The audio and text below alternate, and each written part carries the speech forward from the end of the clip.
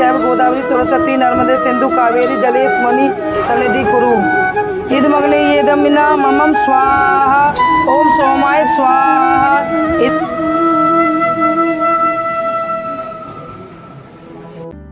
तो राधे राधे सभी को।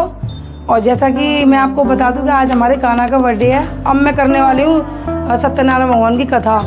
तो आप लास्ट तक वीडियो में बने रहना और सत्यनारायण भगवान की कथा भी आप भी सुनना, क्योंकि इसका पुण्य मिलता है, ये तो आप सबको पता ही है। तो चलिए शुरू करते हैं सत्यनारायण भगवान की कथा। अब मैं आपको दिखा देती हूँ। देखिए तैयारियाँ चल रही हैं, ये बंदरवान बना रही हैं हमारी यूट्यूब टीम मेंबर। और ये देखिए प्रसाद में बना चुकी हूँ, खाना भी मैं बना चुकी हूँ। चलिए पूजा में बैठते हैं और करवाते हैं सारी तैयारियाँ। पहले भगवान जी को पंचामृत स्नान कराएंगे, उसके बाद में ठाकुर जी का श्रृंगार करेंगे और फिर उसके बाद में अपनी सत्यनारायण भगवान की कथा शुरू करेंगे। तो आप भी वीडियो में लास्ट तक बने रहना। सत्यनारायण भगवान की कथा को जरूर सुनना हमारे साथ में, जो हम खुद करेंगे। आज मैं ही पंडित बनी हूँ, आज मैं ही हलवाई हूँ, मैं ही पंडित हूँ। ओम नमो भगवते वासुदेवाय नमः।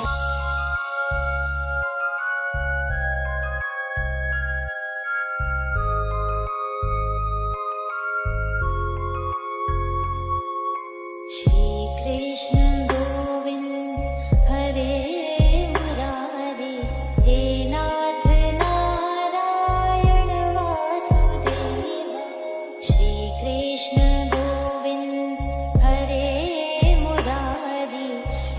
नाथ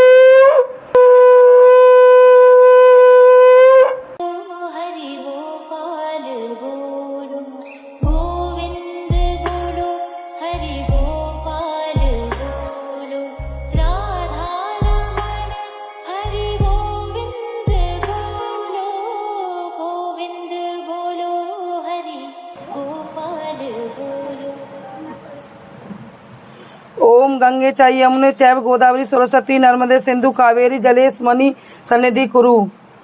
ओम गंगादि सरिद्भ्यो नमः।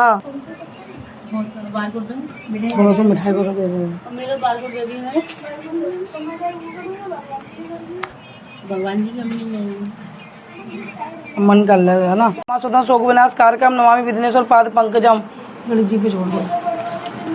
जम्मू दीपे भारत खंडे आर्य वर्ते कदे शांतर करते पुण्य क्षेत्रे कलयुगे कली प्रथम चरणे अमुक 2024 सत्वंसरे अमुक ज्येष्ठ मासे अमुक शुक्ल पक्षे अमुक त्रयोदशी तिथो अमुक बृहस्पतो अमुक अनुराधा नक्षत्रे अमुक योगे अमुक कर्णे अमुक दीक्षित गोत्रे गोत्रोन्पन्नो अमुक नाम लक्ष्मी शर्मा अमुक नामना प्रतिनिधित्वेन व अमुक ठाकुर जी के जन्मोत्सव कामना नाम सिद्धये अमुक कानाजी तंगतया भेत निर्वदन्य तार्थः यथा संपादिता समज्ञा स्वास्थ्य वाचन गणेश वरुण सुरस्ति नवग्रह षोडश मात्र का पूजनम च करिष्यामि। चढ़ा दो ठाकुर जी को।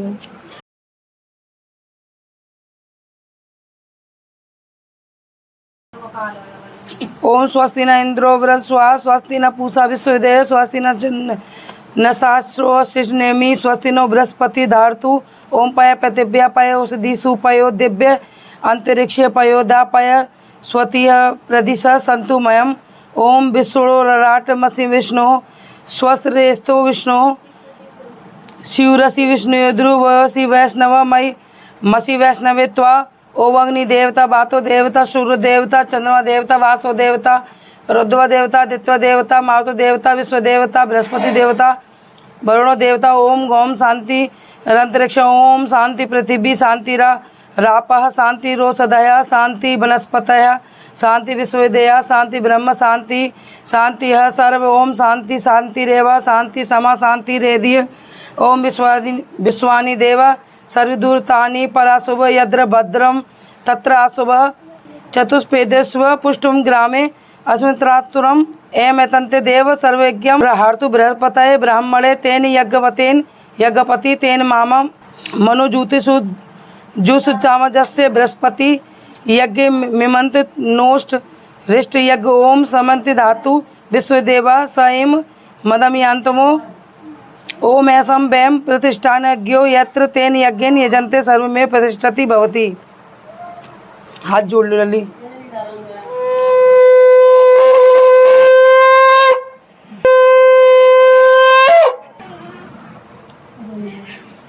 तीर्थ में सैनिकादि 88,000 ऋषियों ने श्री सूत जी से पूछा, हे प्रभु, इस कलयुग में वेद विद्या रहित मनुष्य को प्रभु भक्ति किस प्रकार मिलेगी तथा उनका उद्धार कैसे होगा। इसलिए हे मुनि श्रेष्ठ, ऐसा कोई तप कहिए जिससे थोड़े समय में पुण्य प्राप्त होवे और तथा मनवांछित फल मिले।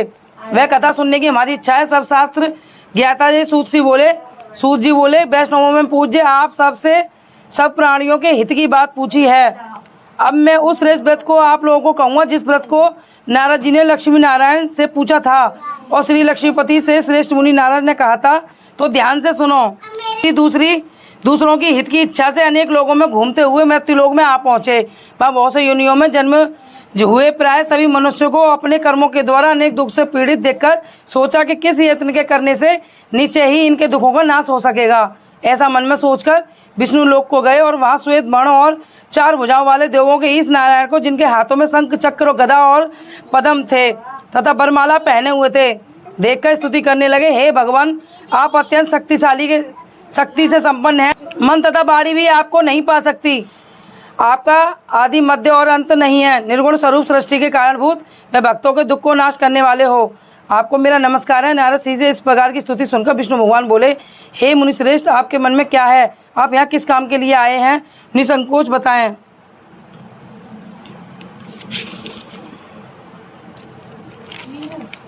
तब नारद मुनि बोले, मृत्यु लोक में सब मनुष्य जो अनेक योनियों में पैदा हुए हैं अपने अपने कर्मों के द्वारा अन्य प्रकार के दुखों से दुखी हो रहे हैं। हे नाथ, मुझ पर दया करते हुए बतलाइए कि उन मनुष्यों के सब दुख थोड़े समय में प्रयत्न से कैसे दूर हो सकते हैं। श्री भगवान बोले, हे नारद, मनुष्यों की भलाई के लिए तुमने सबसे अच्छी बात कही है। जिस काम को करने से मनुष्य मोह से छूट जाता है वह मैं कहता हूँ, सुनो। बहुत पुण्य देने वाला स्वर्ग और मृत्यु लोक, मनुष्य लोग दोनों में दुर्लभ एक उत्तम व्रत है। आज मैं प्रेम बस होकर तुमसे कहता हूँ कि श्री सत्यनारायण का यह व्रत अच्छी तरह विधि विधान पूर्वक करके मनुष्य तुरंत यहीं सुख भोग कर मरने पर मोक्ष को प्राप्त होता है। श्री भगवान के वचन सुनकर नारद ऋषि मुनि बोले कि उस व्रत का क्या फल है, क्या विधान है और किसने ये व्रत किया है और किस दिन ये व्रत करना चाहिए, विस्तार से कहो। भगवान बोले, दुख शोक आदि से दूर करके वाला, धन धान्य को बढ़ाने वाला, सौभाग्य संतान को देने वाला, यह व्रत सब स्थानों पर विजयी करने वाला है। भक्ति और श्रद्धा के साथ किसी भी दिन मनुष्य सत्यनारायण की शाम के समय ब्राह्मणों बंधुओं के साथ धर्म प्राण होकर पूजा करे। भक्तिभाव से नैवेद्य केले के फल भी, दूध, घी, दूध और गेहूं का चूर्ण सेवा में लेवे और गेहूं के अभाव में साठी का चूर्ण, शंकर गुड़ आदि से भी पूजा कर सकते हैं। सब भक्षण योग्य पदार्थ जमा करके भगवान को अर्पण कर देवे और बंधुओं सहित ब्राह्मण को भोजन करावें। तत्पश्चात स्वयं भोजन करें और नृत्य गीत आदि का आचरण भी श्री सत्यनारायण भगवान को स्मरण करता हुआ समय व्यतीत करें।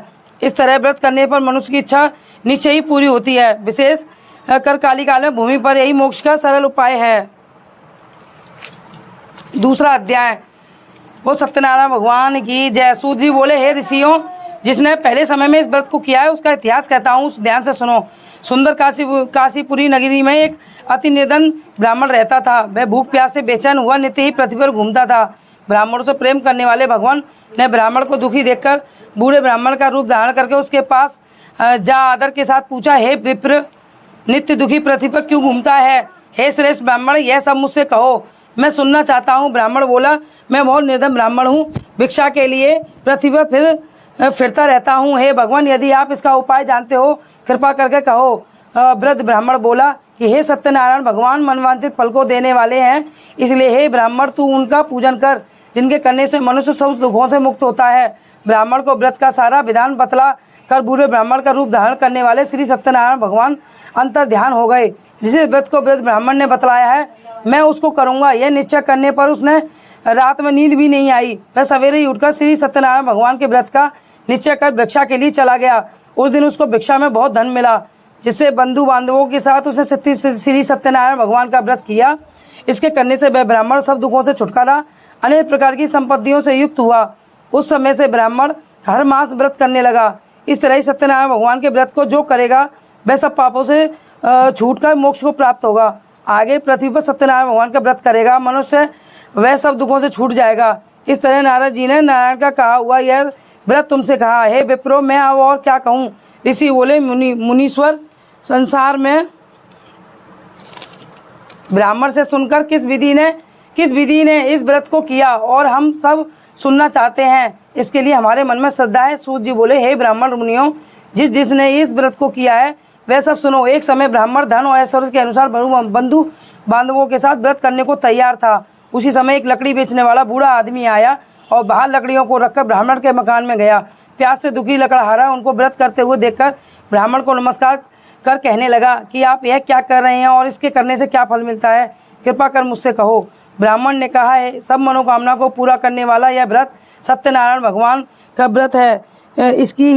इसकी ही कृपा से मेरे यहाँ धन धान्य आदि से वृद्धि हुई है।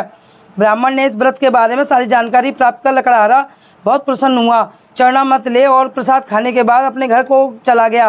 लकड़हारे ने मन में इस प्रकार का संकल्प किया कि आज मैं ग्राम में लकड़ी बेचने से जो धन मिलेगा उसे सत्यनारायण देव का उत्तम व्रत करूँगा। यह मन में विचार कर बूढ़ा ब्राह्मण लकड़ियों अपने सिर पर रखकर जिस नगर में धनवान लोग रहते थे ऐसे सुंदर नगर में गया। वहाँ रोज पर उन लकड़ियों का दाम पहले दिनों से चौगुना मिला। तब वह बूढ़ा लकड़हारा दाम ले और अति प्रसन्न होकर पक्के केले की फली, शक्कर, घी, दूध, दही, गेहूं का चूर्ण इत्यादि सत्यनारायण देव के व्रत की कुल सामग्रियों को लेकर अपने घर गया। फिर उसने अपने भाइयों को बुलाकर विधि के साथ भगवान जी का पूजन व्रत किया। उस व्रत के प्रभाव से बूढ़ा लकड़हारा धन पुत्र आदि से युक्त हुआ और संसार के समस्त सुख भोग कर वैकुंठ को चला गया। वो सत्यनारायण भगवान की जय। सूत जी बोले, हे श्रेष्ठ मुनियों, अब आगे की कथा कहता हूँ सुनो।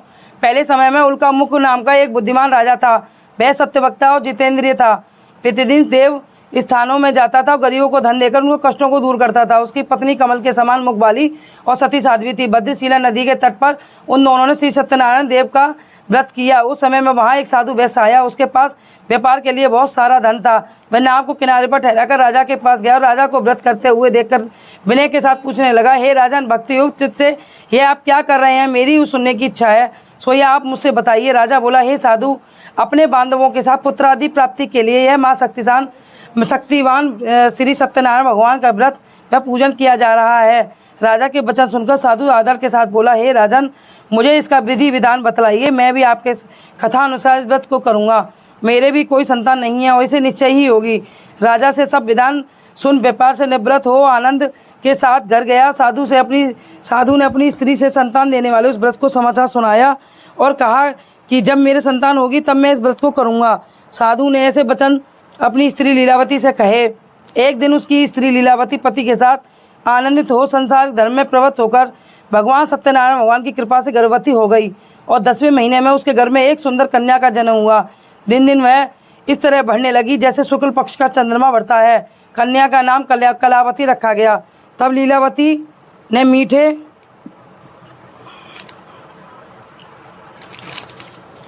शब्दों में अपने पति से कहा, हे नाथ, आपने जो संकल्प किया था भगवान का व्रत करूंगा, अब आप उसे करिए। साधु बोला, हे प्रिय, इसके विवाह पर करूंगा। इस प्रकार अपनी पत्नी को आश्वासन दे नगर को चला गया।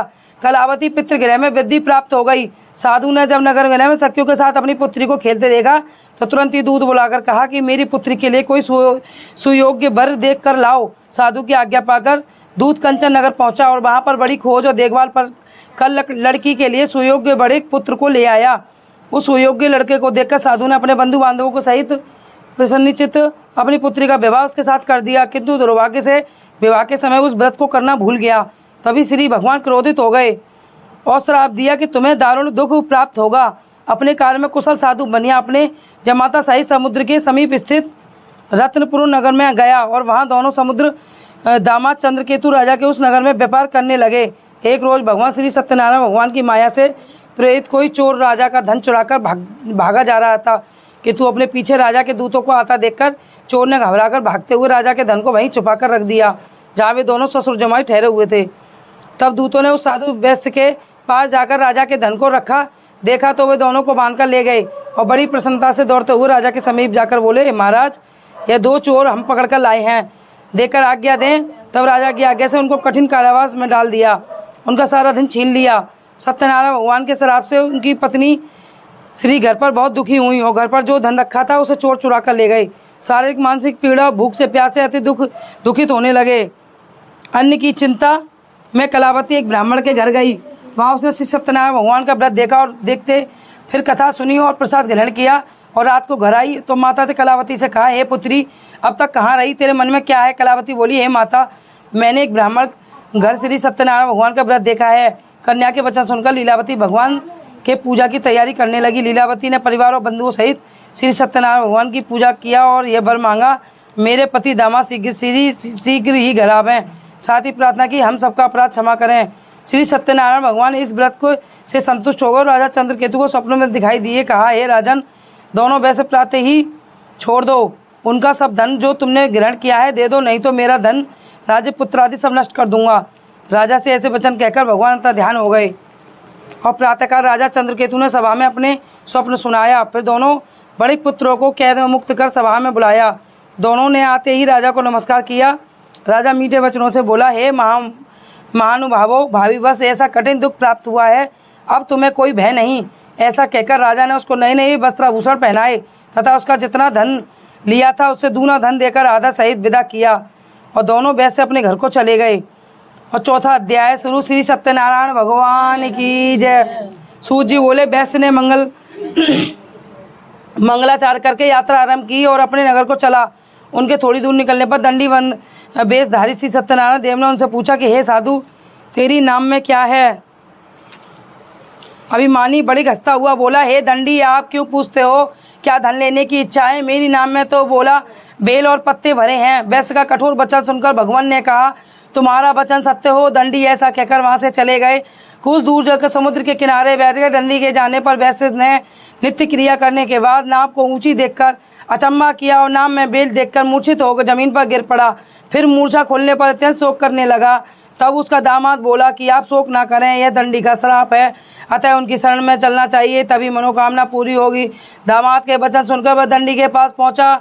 अत्यंत भक्तिभाव से नमस्कार करके बोला, मैंने जो आपसे सत्य वचन कहे थे उसको क्षमा करें। ऐसा कहकर महाशोकातुर होकर रोने लगा। वह दंडी भगवान बोले, हे बड़े पुत्र, मेरी आज्ञा से बार बार तुम्हें दुख प्राप्त हुआ है, तो मेरी पूजा से विमुख हुआ है। साधु बोला, हे भगवान, आपकी माया से मोहित ब्रह्मा आदि भी आपके रूप को नहीं जानते, तब मैं अज्ञानी कैसे जान सकता हूँ। आप प्रसन्न होइए, मैं सामर्थ्य के अनुसार आपकी पूजा करूँगा, मेरी रक्षा करो और पहले के समान नौका में धन भर दो। उसके भक्ति युक्त वचन सुनकर भगवान प्रसन्न हो उसकी इच्छा अनुसार वर देकर अंतर ध्यान हो गए। तब उन्होंने नाव पर आकर देखा कि नाव धन से परिपूर्ण है। फिर वह भगवान सत्यनारायण भगवान का पूजन कर साथियों सहित अपने नगर को चला गया। जब अपने नगर के निकट पहुंचा तो दूत को घर भेजा। दूत ने साधु के घर जा उसकी स्त्री को नमस्कार कर कहा, साधु अपने दामाद सहित इस नगर के समीप आ गए हैं। ऐसा वचन सुन साधु की स्त्री बड़े हर्ष के साथ सत्यदेव का पूजन कर पुत्री से कहा, मैं अपने पति के दर्शन को जाती हूँ, तू कार्य पूर्ण करके शीघ्र आना। मैं माता के ऐसे वचन सुनकर कलावती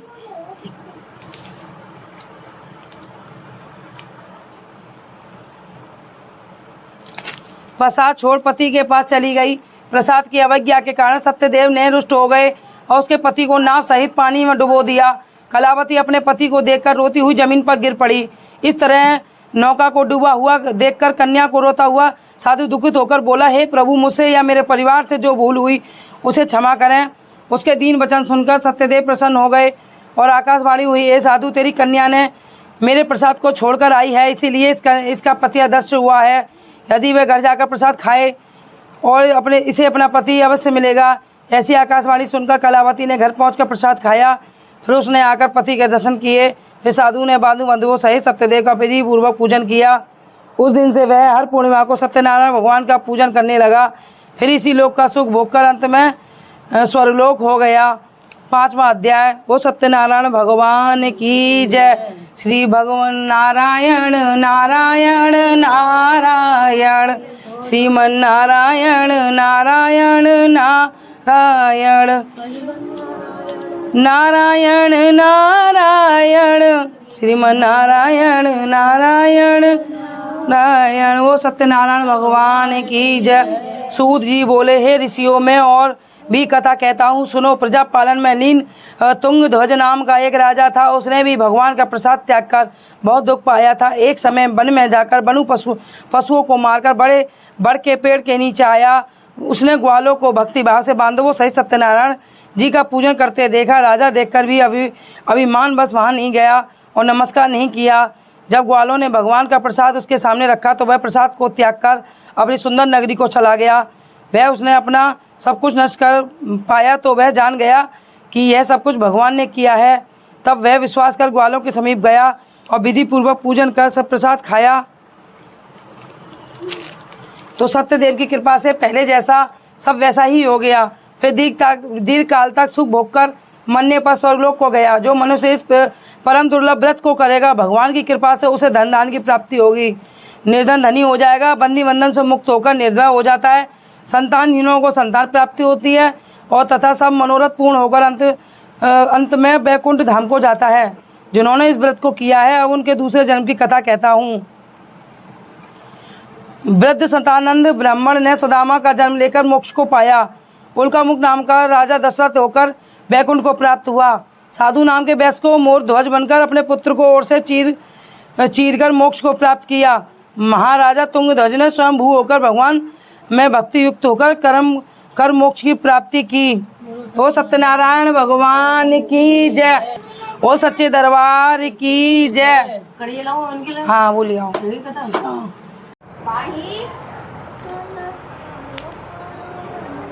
वही ना 5 बार आपका फोन लगता है नहीं घी डालते हैं सारे आगे अभी आराम तो डालियो, आराम तो थोड़ा थोड़ा ना। इदम अग्नि येदम मिना ममम स्वाहा, ओम सोमाय स्वाहा, इदम सोमाय इदम ना ममः, ओम प्रजापतये स्वाहा इदम प्रजापतये इदम न मम ओम इंद्राय स्वाहा इंद्रामिदाय इदम न मम ओम सूर्य ज्योतिर्ज्योति सूर्य स्वाहा ओम सूर्य वर्चो ज्योतिर्वर्च स्वाहा ओम ज्योति सूर्य ज्योति स्वाहा ओम अग्नि ज्योति ज्योतिरग्नि स्वाहा ओम अग्नि वर्चो ज्योतिर्वर्च स्वाहा ओम अग्नि ज्योति ज्योतिरग्नि स्वाहा। घी डालो यहाँ पर। ओम सूजनो देवे सवित्रा सजुरा रभ्यत्र जुझाड़ो अग्निवेतु स्वाहा। तुम लोग भी थोड़ा थोड़ा कर ली, 5-5 आहुति है ना। इदम बाया पे अपनाया इदम न ममा ओम स्वादित्ताय व्यानाय स्वाहा इदम मादित्ताय व्यानाय इदम न मम ओम भूर्व स्वर अग्निवात्याय द्वितीय प्राणापान प्यानवे स्वाहा इदम अग्नि वाप्याय द्वितीय प्राणपान व्यानेभ्य इदम न मम ओम अपा ज्योतिरसो ब्रह्म भूर्वस्व स्वरो स्वाहा ओम या मेघा देवादगणा पितृषु पासे तस्य मादय मेघ यानिग्ने मेघानि कुरु स्वाहा ओम विश्वानि देवा सर्वततानि पराशुभ इदत्र तत्र स्व स्वाहा ओम अग्ने नय सुपदा राय समान विदस्विनी देव वायुनानि विद्वान यो सुदु राण मेनो युधिष्ठाते नमो उक्ति विधेम स्वाहा ओम विश्वनि देव सर्वतानि पराशुभ यद्रत् तत्र आशुभ ओम पूर्व स्वाहा तत्विशुत्रम्य भार्गो देवस्य धीमहि धियो न प्रचोदयात् स्वाहा ओम अग्ने स्वाहा इदम अग्ने इदम न मम ओम सोमाने स्वाहा इदम सोमाने इदम न मम स्वाहा ओम प्रजापतये स्वाहा इदम प्रजापतये इदम न मम ओम इंद्राय स्वाहा इंद्रामिदाय इदम न मम ओम भूरग्ने स्वाहा इदम अग्नाय इदम न मम ओम भूर्वावे स्वाहा इदम वायवे इदम न मम ओम स्वरताय स्वाहा इदम मित्ताय इदम न मम ओम भूर्वस्व स्वरग्नि द्वितीयेभ्य स्वाहा इदम वाय द्वितीयेभ्य इदम न मम स्वाहा। अब तुम वो कर लो जो भी तुम्हें करना, लास्ट आहुति रह गई है, बस कर लो। ओम भूर्भुवस्व तस्मैवतुर्वरेण्यं भर्गो देवस्य धीमहि धियो न प्रचोदयात् स्वाहा ओम भूर्भुवस्व तस्मैवतुर्वरेण्यं भर्गो देवस्य धीमहि धियो न प्रचोदयात् स्वाहा। 5 सेकंड। ओम भूर्भुवस्व तस्मैवतुर्वरेण्यं भर्गो देवस्य धीमहि धियो न प्रचोदयात् स्वाहा ओम भूर्भुवस्व तस्मैवतुर्वरेण्यं भर्गो देवस्य धीमहि धियो न प्रचोदयात् स्वाहा ओम भूर्भुवस्व तस्मैवतुर्वरेण्यं भर्गो देवस्य धीमहि धियो न प्रचोदयात् स्वाहा। ओम सर्वै पूर्ण ओम स्वाहा ओम सर्वै पूर्ण ओम स्वाहा ओम सर्वै पूर्ण ओम स्वाहा।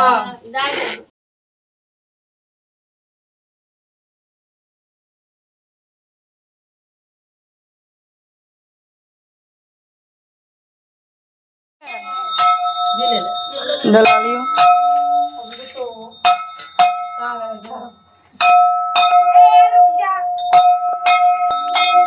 ओ सच्चे दरबार की जय। ओम जय जगदीश हरे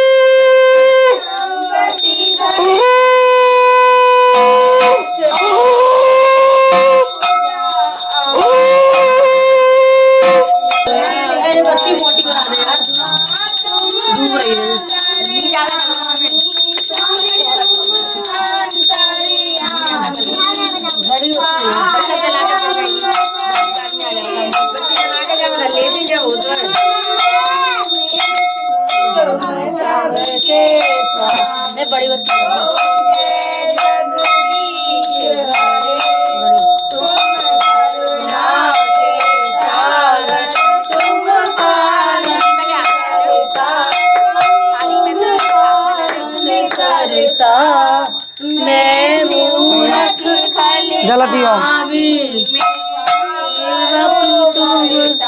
ओम जय जगदीश हरे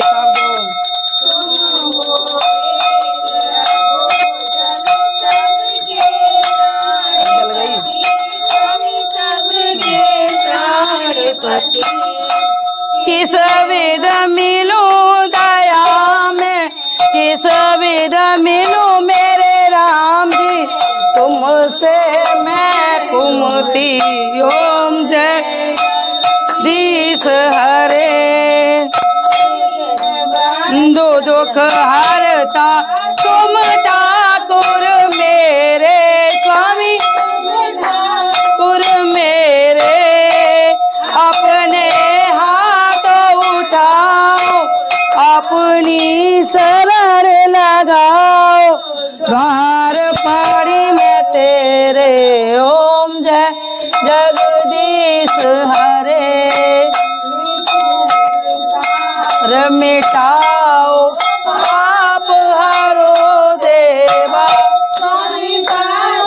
हरो देवा, श्रद्धा भक्ति बढ़ाओ, श्रद्धा प्रेम बढ़ाओ, संतन की सेवा ओम जय जगदीश हरे, जय जगदीश हरे, स्वामी जय जय नाथ हरे, भक्त जनों के संकट दास जनों के अवगुण मसरिवल दूर करे, ओम जय जगदीश हरे, श्याम सुंदर जी की आरती जो कोई नर गावे, स्वामी प्रेम सहित गावे, कहत शिवानंद स्वामी मन जपत हरि हर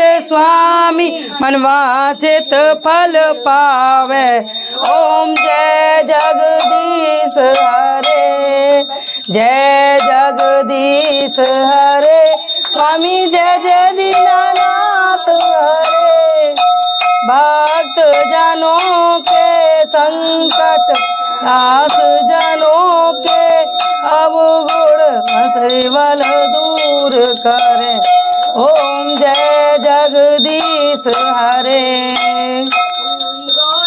करुणावतारम संसार सारम भुजगेन्द्रहारम सदा वसंतम हृदय वंदे भवम भवामी सेवितम नमामि, च पिता त्वमेव त्वमेव बंधु सखा त्वमेव, त्वमेव विद्या धर्मं त्वमेव, त्वमेव सर्वं मम देव देवा, हरे राम राम राम हरे हरे, हरे कृष्ण कृष्ण कृष्ण हरे हरे, हरे राम राम राम हरे हरे, मार दो छीटा मार दो, भगवान की जय। भगवान को आरती दे के ना, समन को आरती दे दो भला।